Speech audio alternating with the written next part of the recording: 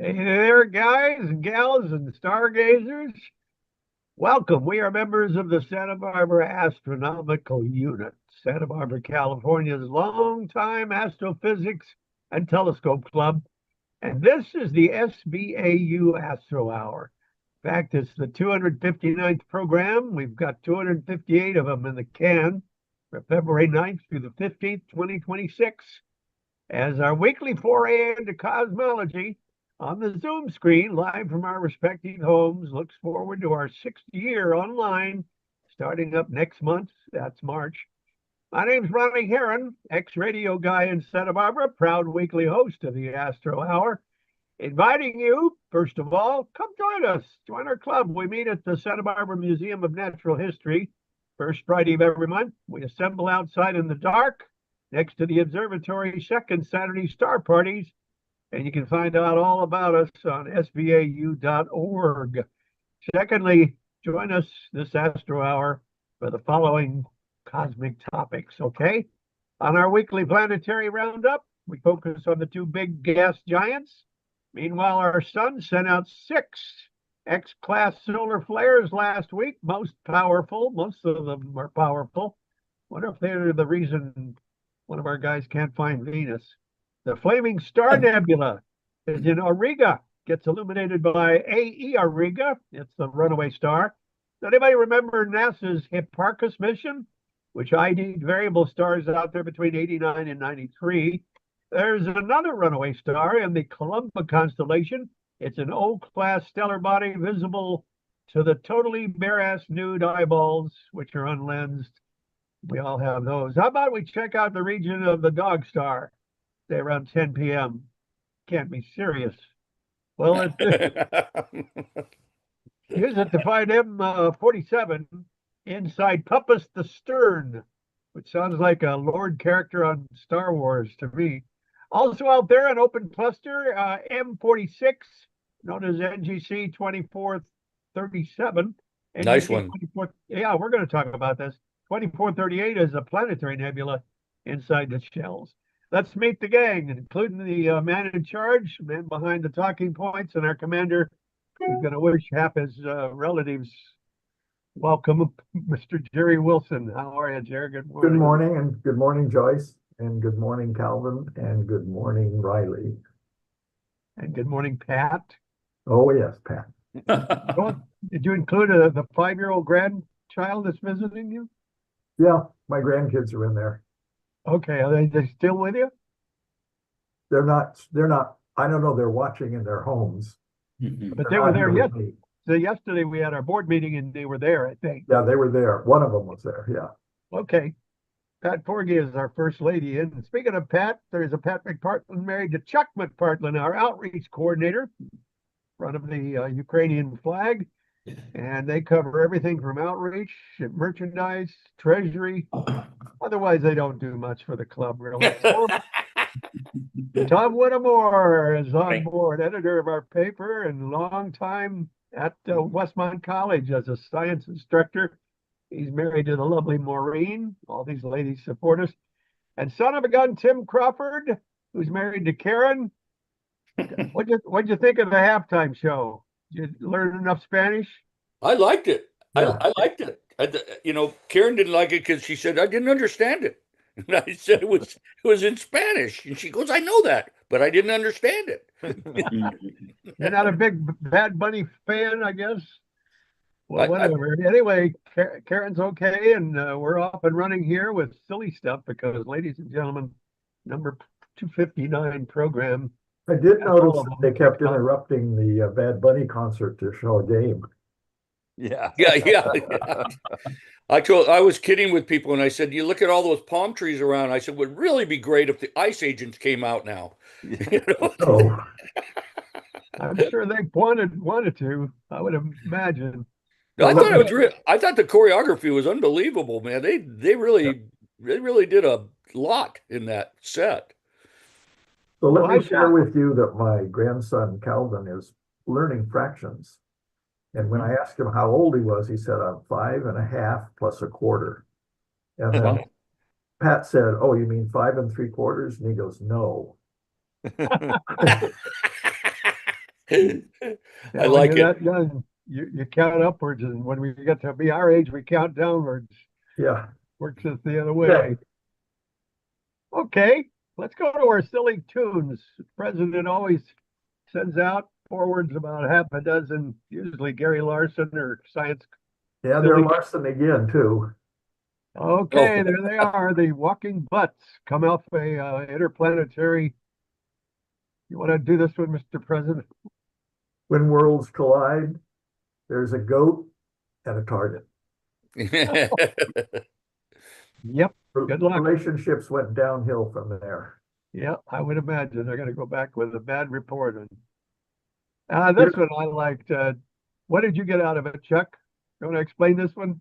Well, it's just the equivalent of an ice cream truck going down the neighborhood playing music, and there's this ugly asparagus sprout on the top of it, and on the side it says, "I cuss, you cuss, we all cuss for asparagus." And at the bottom it says, "Failed marketing ploys."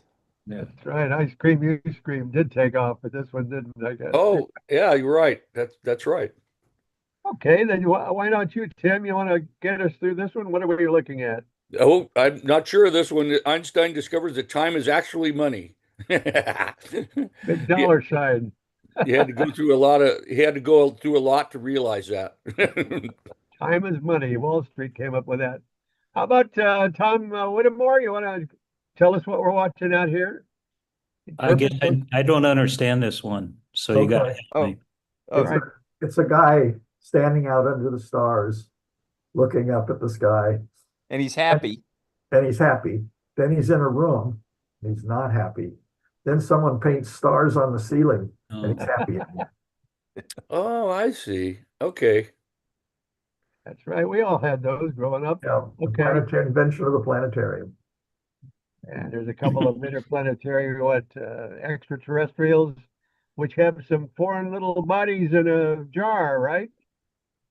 We have two astronauts in a body, in a bottle. There's their lander right there, NASA or USA. Oh, jeez. They don't glow like fireflies. No. And then one of them says, "Shake the jar and see if they'll fight." That's what kids used to do. Someone would always bring a jar to elementary school. I remember it. It was kind of cruel. And it would have a black widow in it and a whole bunch of red ants. Oh, geez. And they said, "Shake the jar, maybe they'll fight."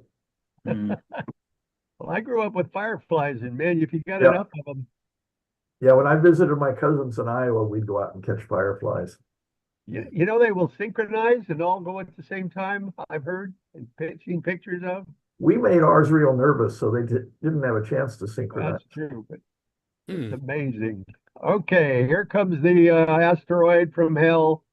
Anybody want to tackle this one? Mr. President, what are we looking at? They're sitting out there in their wheelchairs at a hospital recovery place. Right. And they're all battered up with casts and bandages, and they're sitting out on a lawn, and they're talking, and one says, "You're kidding. I was struck by lightning twice too." So they both have real bad luck.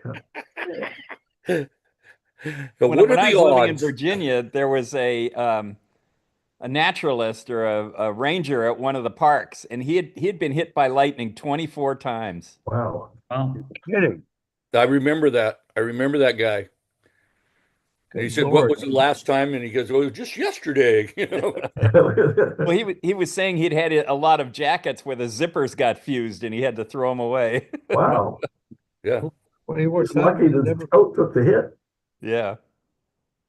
Wow, must have hit close. Well, all right. Let's go to the night sky, everybody. Astro hour number 259. Think. Yes. There it is. Okay, this is a planetarium show for 5:30 in the evening tonight, or tomorrow night, February 10th. Now, the sky will not be this dark, but if it's not this dark in the planetarium show, I can't find the stars. So this is Venus right here. You can see the rays of the set sun. Yeah. So it's really still very bright. But this is Venus, Mercury, and Saturn, and Neptune up here.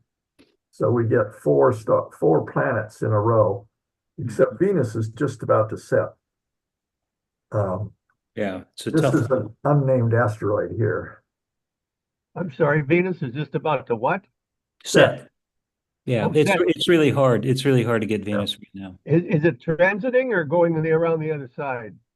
The sun. No, it's emerging from the sun, region Right. of the sun now. So it's coming around the other side. Got it. No, it's going tomorrow night. It'll be up here. Then the next night it'll be up here. It's come around from the other side. Yeah. Right. Okay. So it's about to transit then. No. Uh-uh. It It won't just finished transit. It transit. doesn't always go across the sun. It No, sometimes that's like 128 years between those. Yeah. Oh, okay, got it. We missed that. It was one in what the 2000 or 1990s, 2012, Yeah. Chuck? 2012 of transit of Venus. Yes. Okay, Well, I guess all these planets, and we're one of them, are kind of like the horses. that's right. It was in India. You had to be to see it. Amazing. Yeah, I showed it in the backyard, my scope, to family members. Yeah, we had events out at the big box out at Communal Rail Marketplace too for it. Yeah, it was really well done. And the red lines are constellations. Yes. The red lines are this planetarium software's impression of where the red lines should go.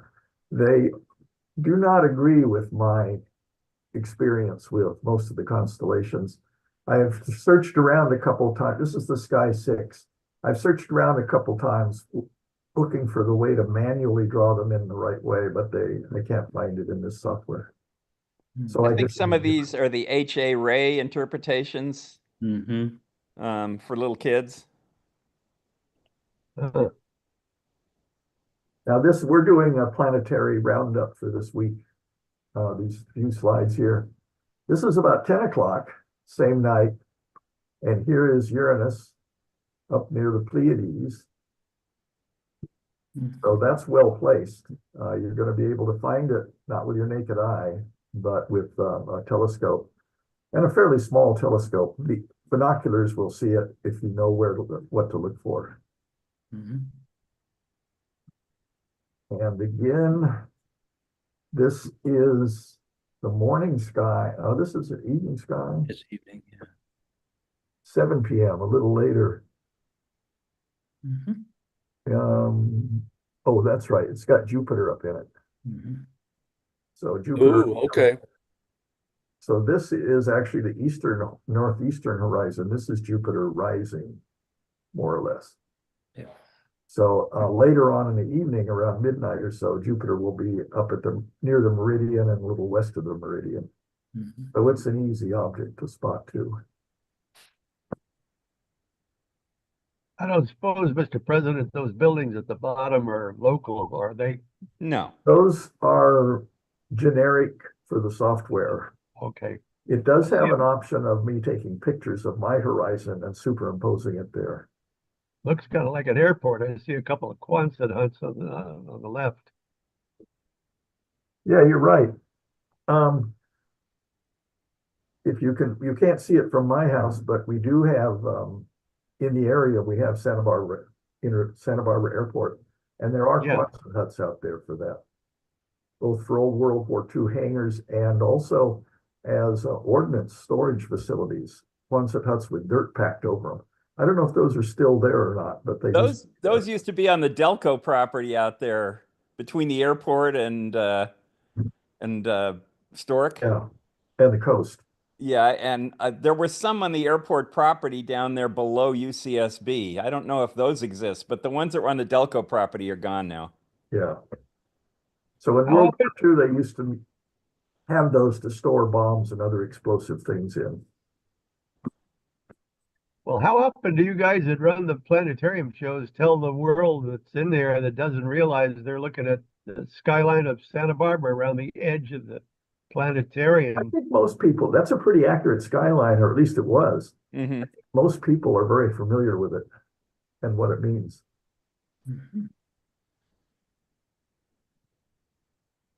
Okay. And this one is the hardest one in my view. This is 7 a.m. and Mars has just come above the horizon, just a teeny bit. If you have a flat horizon, where I am, I don't have a flat horizon. The hills are in the way, and one of the hills is the hill that Tom Whittemore lives on. So he's blocking my view. Yeah, it's definitely to be pretty bright out there, Jerry. Mars would Yeah, be, so that here you can see the sun. yeah, Mars would be a Sun's tough. right about there. It's very close to Mars. Mhm. So The Sagittarius getting ready for the summer. Yeah. yeah. Yeah. Now we have had a very active couple of weeks here. Yep. If any of you viewers have been out to our observatory at the museum on Sunday between 1 and 3 p.m. in the afternoon, we have solar telescopes set up, both white light and hydrogen alpha telescopes. And there have been a lot of prominences, really dynamic ones. But also, a lot of things that have been going on are flares, which is sort of the start of a prominence, where it's a time transitory thing. It doesn't last for a long time like a prominence does. It's a burst of energy. Something breaks through the surface and throws itself out into space. The X here is the highest rating for energy released in a solar flare classification scheme. So X is the highest one. These are all X rated flares. This is X 8.1, which is the highest one here, and very bright. And it's coming around the sun. It just came around this rim, and now it's moving across the face of the sun.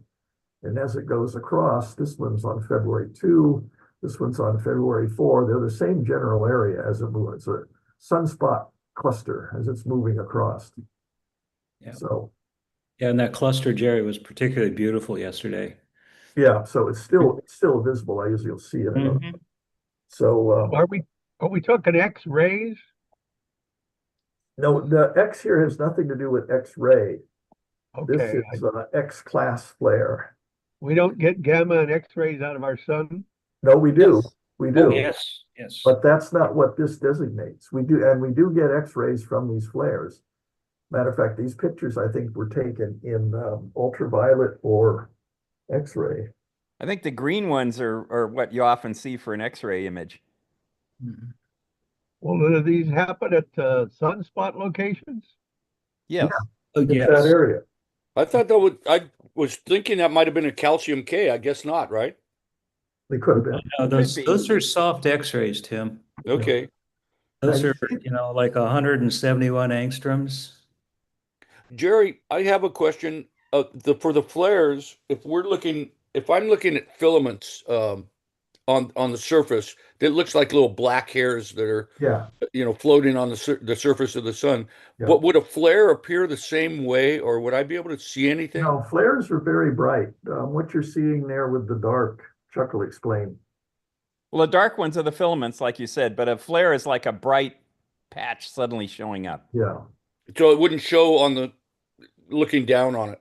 Yes. you'd see Oh, something yeah. like this if you were looking down on it. Yeah. And Oh. Tim, remember a few weeks ago, you spotted one, your little scope. Oh yeah, we had one on the edge. It was really And we quite took prominent. an image. Yeah, we took an image of that. I think David was there to take the image and capture it. So we actually have that file. That's good.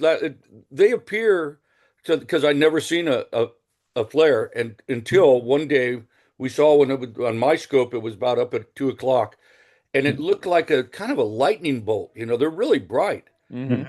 and kind of jagged going out. But here it lasted what, Tom, about an hour and a half? Yeah, it was there for a while. Yeah, and then gone. So then that's how we knew it. But I've never seen one on the surface that we're looking down on.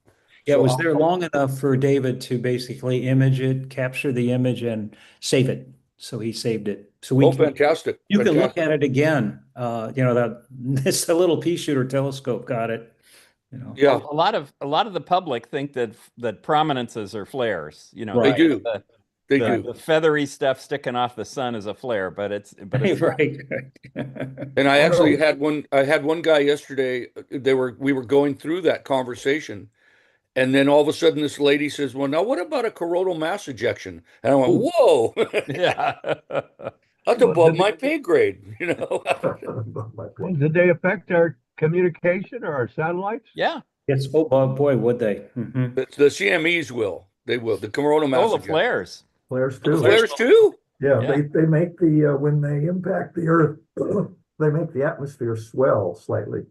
And Oh, then wow. very low satellites, like the Starlink satellites, Yeah. will run into the atmosphere, that they'll experience more drag, and a lot of them will re-enter the Earth's atmosphere. Oh, that's what happened to him. Yeah, Okay. All they right. do You sometimes of up to think, Tim, with 200 a year.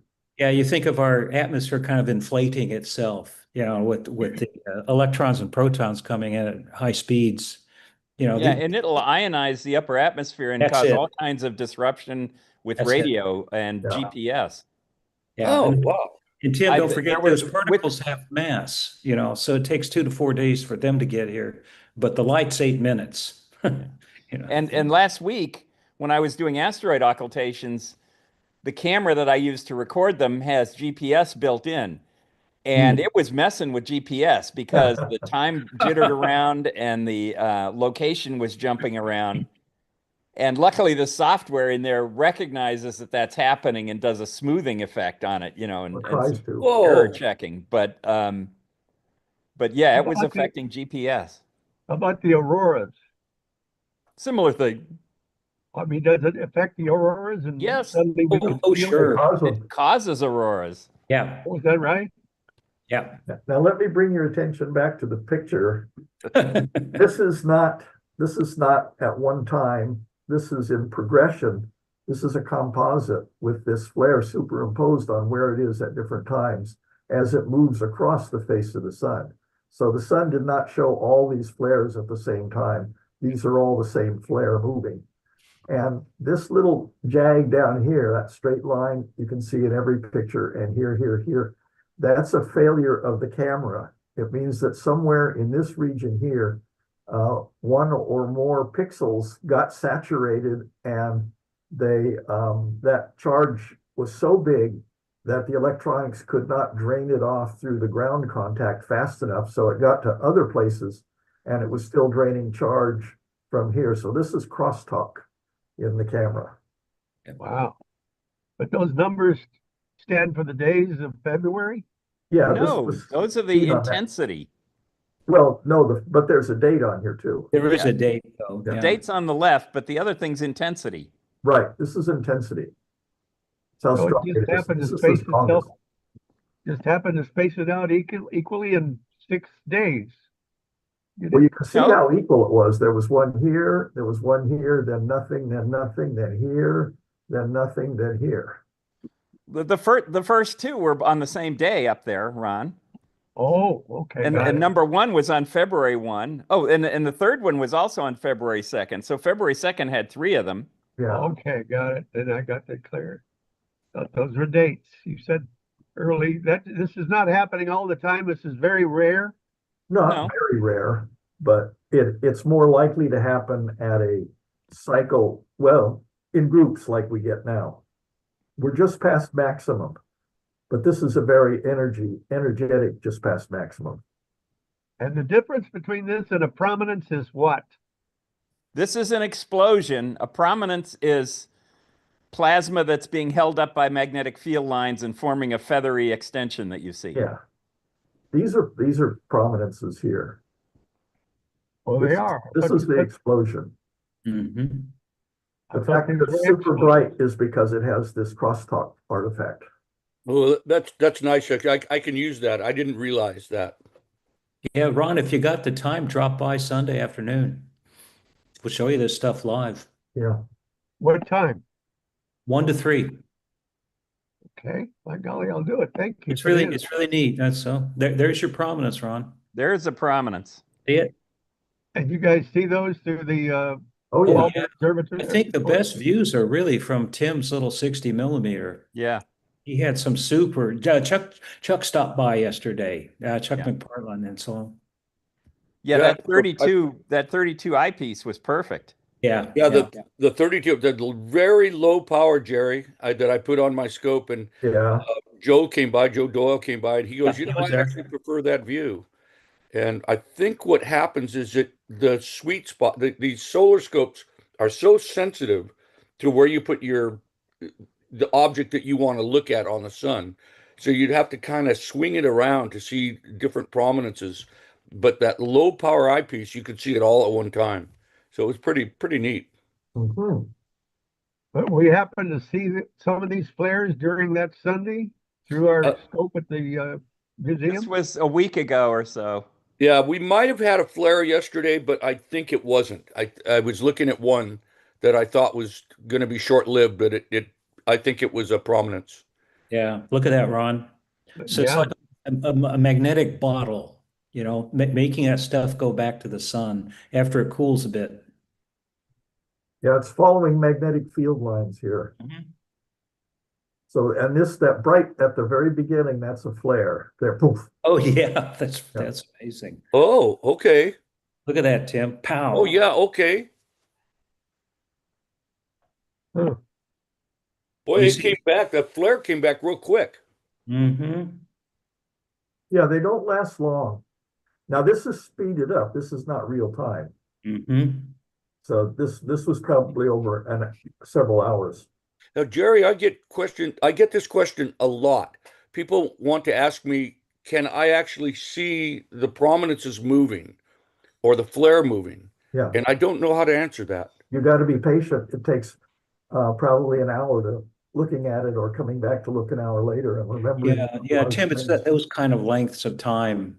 Yeah. Remember, you could see one that was feathering off the sun and then changing its shape maybe 30, 40 minutes later. Yeah, We- We've seen that. We've seen that in your scope. I've seen it disconnect. Yeah.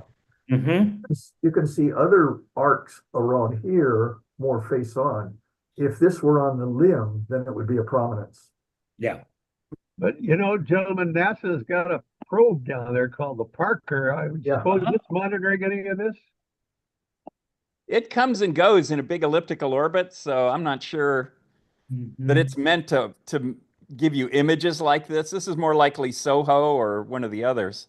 Mhm. How far out does it go in that elliptical orbit? It doesn't reach our orbit again, does it? No. No, no, no. But it is close, and it's got a super shield on it. But I assume it's got cameras. Isn't that why it's there? No, it's got detectors. I don't know that it's an imaging device.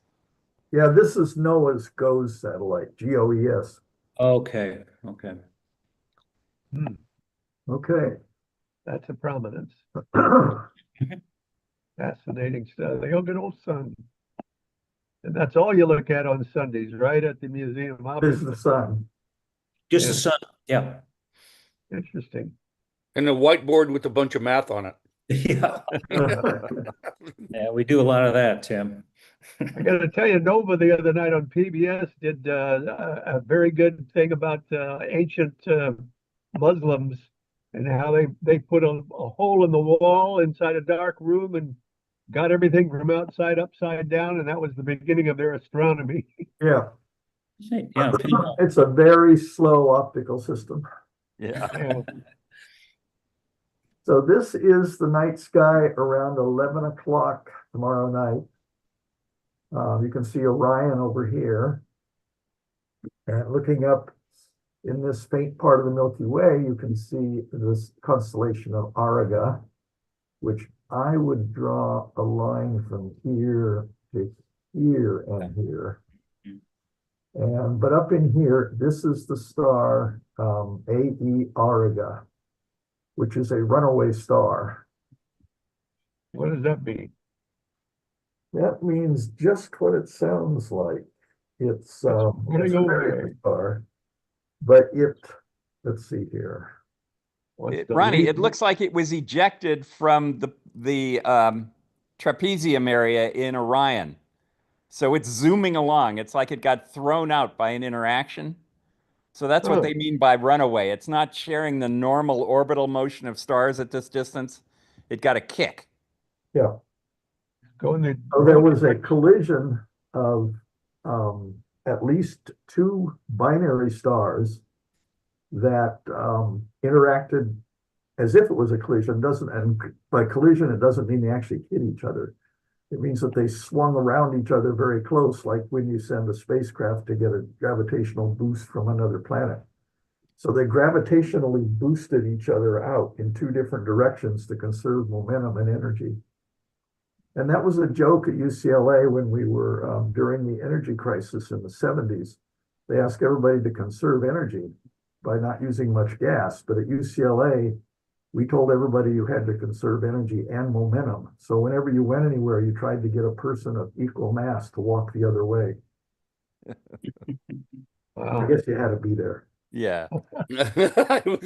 It's an acquired taste. Yeah. Well, we were impressed anyway. So anyway, this one is called the Flaming Star Nebula. It is a variable star. It's a complex variable star. And this is its date over 3 years here. And this is a Hipparcos. Yeah, the satellite. Yeah, this is the Hipparcos satellite, which went out to measure a bunch of variable stars. And this is one of the stars it measured. So this is the data from that spaceborne, what's that, pyrometer? What is it called when you do the brightness of things? Photometer? Spectrometer? Photometry, yes, that's it. So the Hipparcos looked at Cepheids, RR Lyra, and long period Mira stars, and covered over 8,000 new variables were discovered. So, and one of them was not newly discovered, but this is a very wide view of the Flame Nebula. This is AE Auriga here, and it looks like these flames are coming out of here. And this down here is the, this picture was taken, no, not this picture. Yeah, that blue area down here is called the Tadpole Nebula, which we see a lot of pictures from. These little things in there look like tadpoles.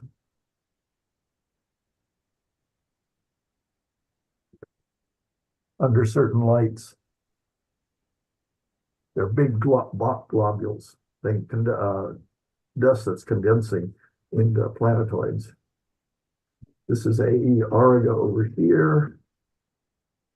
And this is AE Auriga here in a completely smaller and deeper processed image taken by Adam Bloch at the Mount Lemmon Observatory. Yeah. Using the Schulman telescope. Wow. And it is a runaway star. It's moving through, it's not from this nebula. This star is moving through this nebula, having shot out from the, let's see, having shot out from M33, the Orion Nebula right here, which is where trapezium is. So that star is going out here at about 200,000 miles per second. Wait a minute. That's faster than light. Okay, 200,000 miles per hour. It says kilometers per second. Yeah. Kilometers, okay. So it's moving right along. Yeah. Wow. Now there is another one that is the other star in the other end side that did go to UCLA. And so it is conserving energy and momentum. So it's going away from the Triangulum Nebula the other way. Orion Nebula. Excuse me, the Orion Nebula, which is up here somewhere off the top of the thing, because here's the big Yeah, you can see safe at the very top. So that's one of the feet of Orion. Yeah. And there's that one Heinz Crimson Star, the one I could never find. Yeah. Where is that? It's up in Lepus. You go to the right there, go to the other direction, and you'll see Heinz Crimson Star. But in Lepus. So come back to Lepus in the middle. Oh, I see there it. it is. Yeah. Yeah, right there. Oh, okay. I do my heart stop and I never find that. Maybe Doesn't I'm not look going very out far crimson enough. on my program. No, but it's just a joke. So anyway, this is where it is right here. It's well known. It's the other runaway star. And And Jerry, I think that Heinz Crimson Star is above the H. Yeah. That's where I Yeah. think Heinz is right oh, right there. there. Because it I is think in that's Lepus. it. Okay. That's probably why I never find it. Yeah, that one above the H is out of the boundaries of Lepus, so it's more to the left, I think. But And Okay. Jerry, if your horizon didn't cut it off, Canopus is about ready to come up. yeah, Oh, It leads Sirius down there. Yeah, right in there roughly. It leads Well, Sirius. Sirius is right here. yeah. So, So oh, go it's cut down the off by the horizon. top. No, it's down below. Canopus is down below. Yeah, I see it from here all the time, but Okay. I have to wait till about almost 9 o'clock now. I was Okay. doing an asteroid occultation the other night in 25-mile-an-hour winds up on Painted Cave Road, Oh, did you see and Canopus? and I could see Canopus. Yeah. Yeah, it's really neat. So let me ask you a question that I didn't ask during the planetarium show before the meeting last Friday. I was sitting in the front row, second front row, which I usually don't sit in because it cranes my neck too much to look up. But I was staring at the southern horizon, and there were 3 stars on the southern horizon that were red, white, and blue, and separated by large amounts. They were not right together. Do you know the name of those stars? Was one of those Canopus? It must be. Canopus would have been quite bright. Yeah, they were bright stars. And it's kind of yellowish. Yeah, okay. That might be in some places on the planetarium dome. You see the overlap between the 2 projectors, Yeah, and it's not exactly aligned. So sometimes you can watch a star kind of split up a little and then go back to being yeah. one thing. Oh no, Yeah. these stars were far apart, like from Oh. here to here to here. Oh, okay. So they were Yeah. all along the southern horizon. Yeah, just a little trivia for Ron. So do you see above the cursor there, Columba? Columba? Above, right? Right Yeah, there. so in Latin, of course, that means dove. And that's the constellation of Columba Noachi, Noah's dove, Huh, that Noah released, when he thought he saw land, Mount Ararat, right? yeah, So that's the whole story of the dove being released by Noah in the ark. okay. So it's That's preserved not, in that whole, mythology, if you like, is preserved in the night sky. but that word's not another of many conjugations of Columbus's name. There's Somewhat. Right. Columbia. Yeah, Columbus, comes from the word for dove. Really? He was named, really? And Colomb is Spanish for dove. Mm-hmm. Hmm. And in Polish, it's gołąb. Isn't it interesting? They kept some of the sounds. Gołąb, gołąb. Well, do you suppose Columbus's first name was named after Christ? No, dove. No, his first name, If it- Christopher. yes, that means the bearer of Christ. So the story was that Christopher carried Christ as a young baby across the, I don't know, Chuck River or something like Some that. river. Yeah. Yeah, some river. So Christopher, Christus ferens, bearing Christ. And Columbia, the country is all O's. That word Columbia. has to go back to the word for dove. Yeah. Oh, okay. And as long as we're on the topic, let me clear up a political misconception that the ancient Greeks, about 2,000 years ago, had a shorthand notation for Christ, and it was the Greek letter chi, or chi. Hi.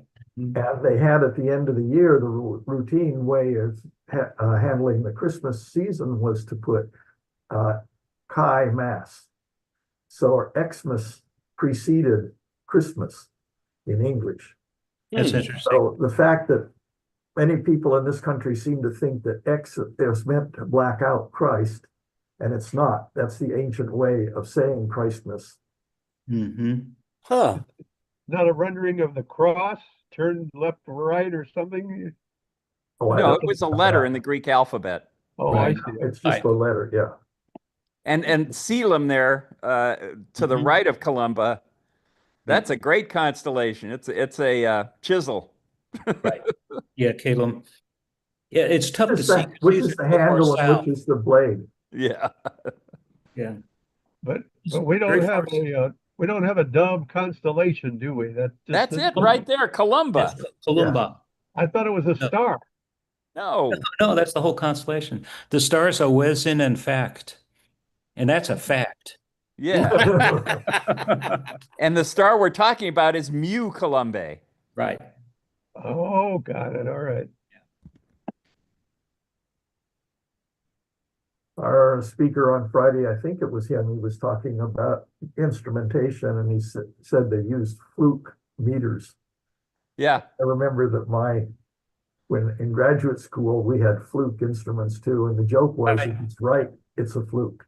It's a Yeah. fluke. Yeah, those are good instruments, Jerry. Yeah, they are excellent instruments. Luke's a fun word. Yeah. Aha. This is the other runaway star. So that's Mu Columbae. Yeah, Mu Columbae, or yeah, Mu Columbae. The Nice red dense arrow view. indicates the motion of this star, Mu Columbus, during the next 10,000 years. Wow. Yeah, 10,000 years.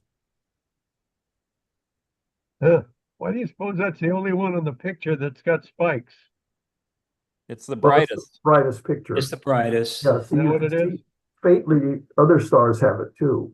Yeah, they're all spiked. See See? right there. See that? Oh, I But see. they're too Yeah, faint. you're right. Yeah. It's exaggerating the secondary. Yeah. Hmm.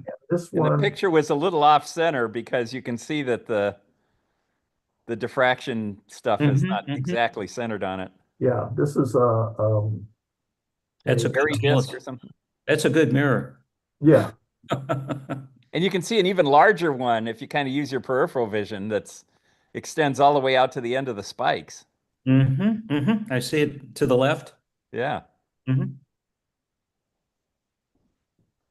there's a galaxy right there. Yeah. God Other almighty. spike. Yeah. Mhm.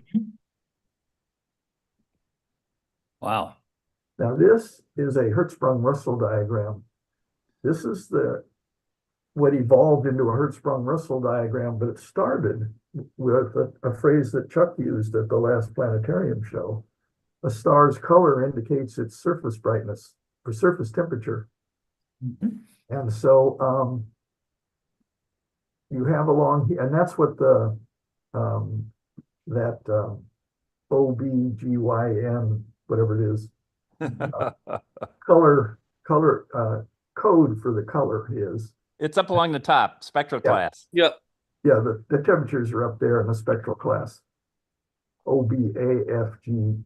And there's other letters too, but at this point, this was what was started by those ladies that worked at Harvard College Observatory. Yeah, the They computer. noticed that in the 1800s or 1900s, early 1900s. This is the Mu Columbae. It's a hot O-type star. So that's where it sits on that Yeah. scheme of things. That shows up temperature of 30,000 Yeah, degrees. just The for- estimates for this are 60,000 degrees surface temperature. Right. And just for Ron's sake, well, for all of our sakes, the scale on the left is factors of 10, Ron. Notice that? Factors of 10. Okay. In brightness. And over on the right is also factors of 10, but it's how bright a star would look if it was at 10 parsecs away from us, about 33 light years. Okay, so that is a bright star. That Yeah. is a really bright star. So it's magnitude on both sides. Yeah, it's yes. Go ahead.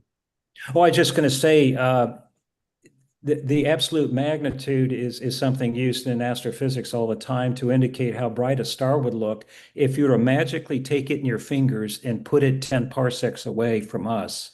Okay, so if you took the sun, okay, and put it 10 parsecs away, I think it's magnitude 5. Just Okay. barely, visible. Yeah, something like that, barely visible. But look at this star, Ron. It's about magnitude -3 or something. Okay. -3 is kind of in the neighborhood of what Venus looks like. Okay. Really? This is really bright. Oh, yeah. Well, other than maybe Sirius, is that what we're talking about? Sirius Yes. is about the same magnitude as Venus, isn't it? No, no. Sirius is very bright, but it's close. Yeah, Sirius, it has a visual magnitude that's pretty high, but its absolute magnitude is not that high. that's right. That's So right. in this case, the mu Columba is its visual magnitude would be much lower. Yes. Yes, definitely, Tim. Okay. Yeah, So so in our backyard scopes, would we be able to see mu Columba? Oh, yes. yeah, Yeah, Yeah. it got spikes in the last photo. See, it's yeah. And Well, remember, okay. Tim, that not a Sirius dim is star. Sirius is 8 light years away, right? Roughly. 8.9, yeah. Yeah, and it looks pretty bright. It's the brightest star in the night sky. But if you put it at 10 parsecs away, it wouldn't be that bright. Yeah. And the fact that this star has one of those, I don't know, is that a Bayer designation, mu Columbae? I mean, that tells you that it's visible to your eye. Mm-hmm. Oh, Yeah, that's The right. name is giving you a hint there. Yep. the mu. Yeah. Okay. Oh, I okay. mean, somebody could see it and they incorporated it in a constellation. Oh, that's right. That's the yeah. Mu is a visual Yeah. on a Well- chart. Yeah. Okay. Well, Tom, can I just multiply the parsecs by the number 3 and get the number of light years? Is it? Yeah, it's about right. Yeah, it's about 3.2 light years to the parsec. So it's about 30 light years away. You're saying 32-ish. Yeah, 32-ish. 30. So about Okay. 10 parsecs. It's just a way that astronomers use to kind of like level the field, like in brightness. It kind of does that. So just imagine if you take all these stars and move them out, about 32 light years. That's how bright they would look. Okay. Jerry, on your star chart, would this be low in the sky during a star party or not visible? Yes. Oh, Okay. it's kind of hovering the southern horizon, Tim. Oh, okay. See Okay. that? Sure. Yeah. Yeah. It's about near where the winter alberio would be. Mhm. Oh, okay. Yeah. There it is right there. Yeah, okay. So Yeah, you can see the it's arc. possible. I can maybe see that. These Yeah. borders between the constellations are showing arcs here, centered on the South Pole. And so you can see the arcs are about the highest here. So this is about the highest it's going to get above the horizon. Yeah. Okay. Huh. Well, if it's not raining, we'll take a look at it. Yeah. Looks like it's going to rain, though, Yeah. or at least be cloudy. Yeah, it's looking ominous. Hmm. Okay, this is moving along. This is in the region of Sirius. Yeah, M46, M47, they're not in the Canis Major constellation, but they're in this region down here. So this is 10 o'clock tomorrow night. There's Orion up there. And of course, Sirius here. So we're going to take a look over in this region. This shows M46 and M47 together. I forget which is which. It's in my camera. It's oh yeah, I didn't label left and right. But anyway, I think M46 is this one over here because it's got this planetary nebula in it. That would be it. And M47 over here is a less dense but brighter star. It's a closer cluster to us. This one is farther away and has appears to have more stars. So there is another planetary nebula in M46. This is one of the two that has a prominent planetary nebula. And the Astronomy magazine says that in a wide field view, and this is a wide field view, you can see the other planetary nebula in here, but I've never been able to locate it. If you really blow it up, well, there's something just below the obvious planetary, just a tiny bit below. To the right. Yeah. Really prominent dark lines up there. Yeah. Yeah, I'm not sure that's it. The Calabash. Yeah. Man, I'll tell you that you got me. I don't see anything. Well, it'll look below just and like to a the right. street, but stars together are looking like little streets too. Yeah. So yeah, I don't know, nothing I could find. I tried some of these things, you hunt them up on the internet, and the internet is not very complete. So you have to work at it. Anyway, this is M47, which shows a lot of bright, prominent stars, a lot of red stars, a lot of bright white hot stars, cooler red stars. This is a nice looking object in a telescope. Right. Nice in binoculars too, Jerry. Yeah. Well, Jerry, at the bottom of the screen on the right is a slide control. What does that do? That zooms it. What? That zooms that- it, Ronnie. That increases the size? Oh, Yeah. okay. It blows it up. You mean this scale down here? Yeah. Yeah. Yeah. So if you move it to the right, why wouldn't you make it as big as possible? There you go. Oh, okay, got it. There you go. Generally, you don't see anything more. It's just bigger. Yeah, right. Anyway, little arc there, little arc there. My pattern part of my brain goes nuts on these kind of things. I start trying to find meaning in it. I see Anyway, Alfred E. Newman. Here's an eye. Here's an eye. Here's a smile. Yep, Alfred E. Newman. Or a frog face. Yeah, I think it looks, yeah. Well, there's a gap there. It could be Newman. Yeah. I don't know why it doesn't drive the scientists nuts that like to see things like this in negative, black dots on a white Oh, you background. can show There is a things it's easier to see in negative. yeah, you Is can that right? toggle it on these planetary on the planetary software. You can toggle it, and it'll flip it. We'll turn it over, huh? Wow. Yeah, it makes some of the nebulosity easier to see, it seems. Wow. Now, this picture was taken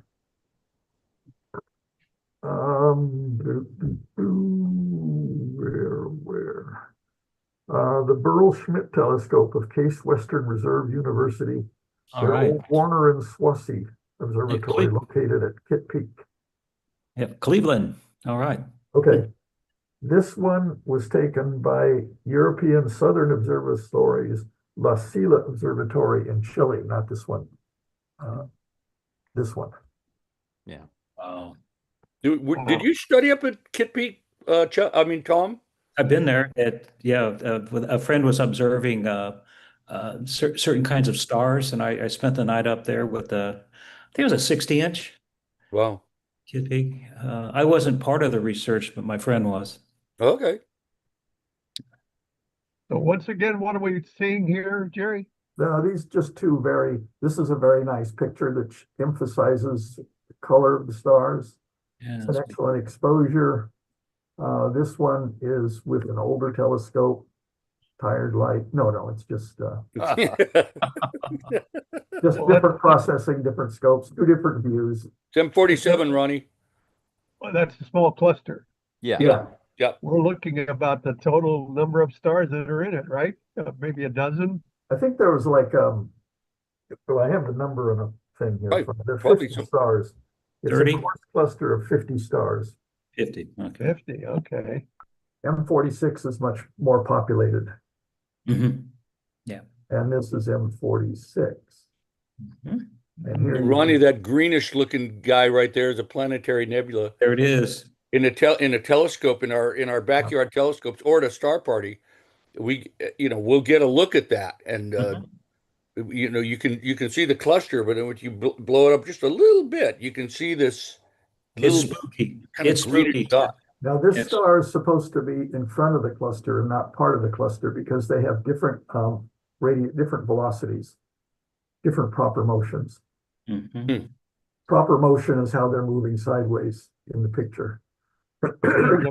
Is a planetary nebula a nursery for new stars? No, Ronnie, No. it's the end of life of a low mass star like our sun. Just happens to have the same word, nebula. There's different nebulas, but Yeah, Nebula just means cloud. okay. It's real spooky, Ron, when you get this in an 8-inch or 10-inch. It's really neat. Yeah, it's kind of nice. It's kind of nice to see. Yeah, Is this it? No, this is a calabash. this was the Oh. Calabash Nebula, which is supposed to be. Oh, wait a minute. We got. Look at galaxy in the This background. is this is the close up of that's that one that there. Mhm. This is the close up of that.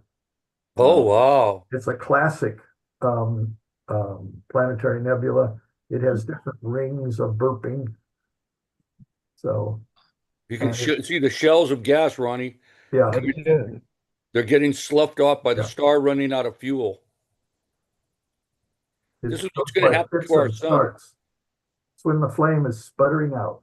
Yeah. So that'll just keep going forever, or will it ever collapse back on itself, you suppose? Depends how massive it is, but it probably will go on forever until it's just run out of enough pressure to fuse. But they never turn into another stellar system. Stuff starts clumping into planets. Well, this is coming from a star about the size of our sun, Ronnie. So there's Yeah. not a whole lot of stuff there since you're spreading it out like Right. that. Right. So that gas Interesting might thought, get though. incorporated into something else, but it's not like it's going to happen right away. It's an interesting thought, though, if you had a white dwarf star that just suddenly drifted into like the heart of the Orion Nebula and it started accreting mass, it could do something different. Go type 1A supernova. Yeah. Now this is the Calabash Nebula. Good I night, wonder if Mr. Jimmy Durante was Calabash, referring to wherever you this. are. Is that the name of the lady that Jimmy Durante used to say? Yeah, That's what that's I was just fine. thinking. If this is Mrs. Calabash and wherever she is. But it's a type of gourd that's shaped like Really? this. It's beautiful. Could be modern art. Yeah. And it's referred to as the Rotten Egg Nebula. Oh, Because most of wow. the stuff is spectrally, you can tell it's mostly sulfur compounds. But this is the one that you should be able to see in a wide field view of that other cluster. Nice galaxy there. Yeah, Yeah. Jerry, upper left, you have those two. Look at Yeah. that. Yeah. Is this a web image? It doesn't look quite Webb, but close. Hubble, Yeah, just Hubble. it's Hubble. Look at the spikes. Yeah. Yeah. Almost. And Yeah, it seems to me that six calling points this a by- wide field view, saying that you take a wide field view to see it, it's more like you want a narrow field view. Yeah. They also call it the phallic nebula. Never mind. Shut up. It's amazing. That in mind, Hmm. Beautiful stuff out there. That's a really nice image. Well, we're down to the wire. What have we not covered, Mr. Prez? That was it. yeah, this That's is it. We filled an hour, gents.